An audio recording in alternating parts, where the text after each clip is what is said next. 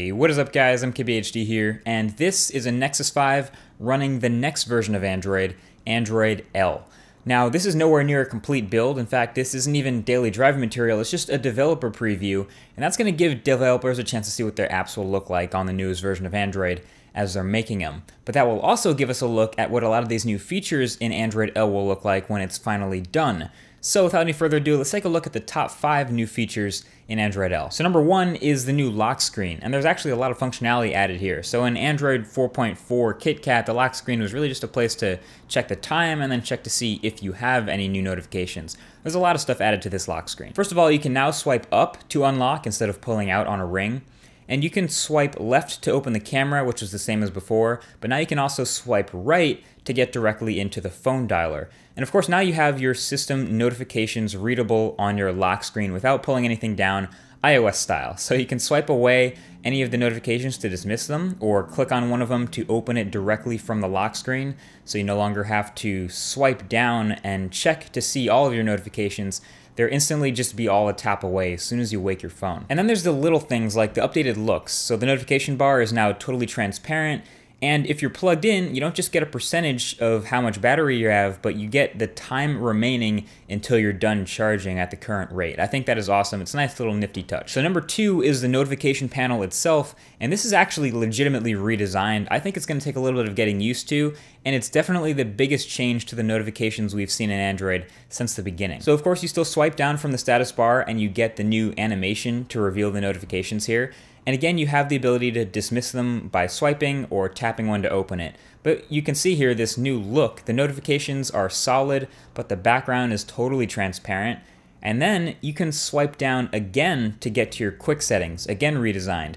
So much flatter with this gray color here, no more swiping down with 2 fingers or trying to tap the exact corner. Quick settings are super easy to get to now with one hand.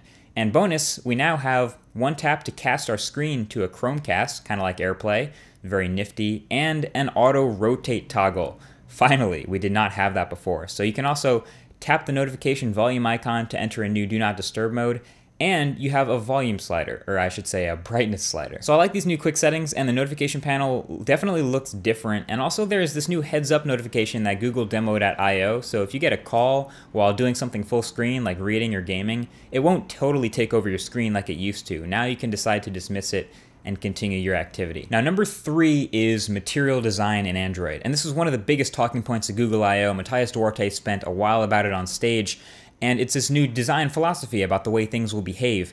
What I'm getting out of it is you basically now will be able to see with animations where everything came from and where everything goes. So every time a new element appears on your screen, it doesn't just explode onto your screen and appear out of nowhere, it slides in from somewhere, or it expands or grows out of something.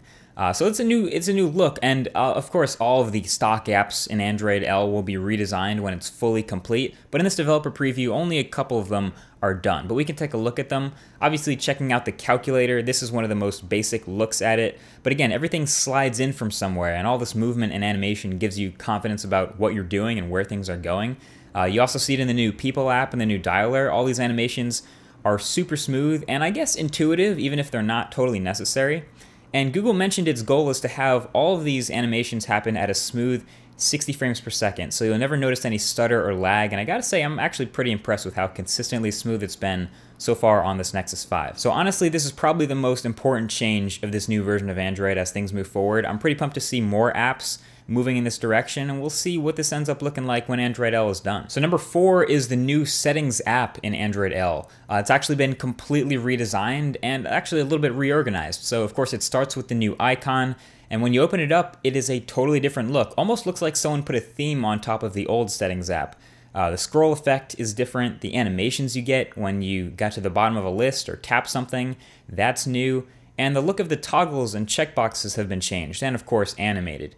And you have a couple of other new settings to play with here. So first of all, in display settings, you have adaptive brightness now, which works alongside auto brightness, and you have your cast screen option to actually mirror your display to a TV via Chromecast, which is pretty cool by itself. You also have a new looking storage settings, new looking battery history. Again, this all looks kind of skinned. And you also now have a search box. So if you really can't find what you're looking for in the settings, you can type in the name of it to get to it quickly, and that's a nice touch. Obviously, we've seen this in other skins on Android before.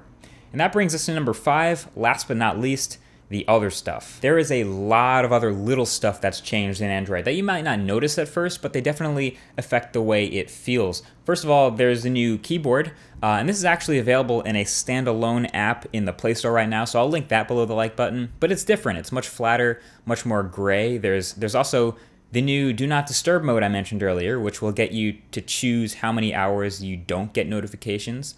There's a new multitasking, which again has that new look and feel thanks to material design, but of course it stays pretty smooth, it performs well.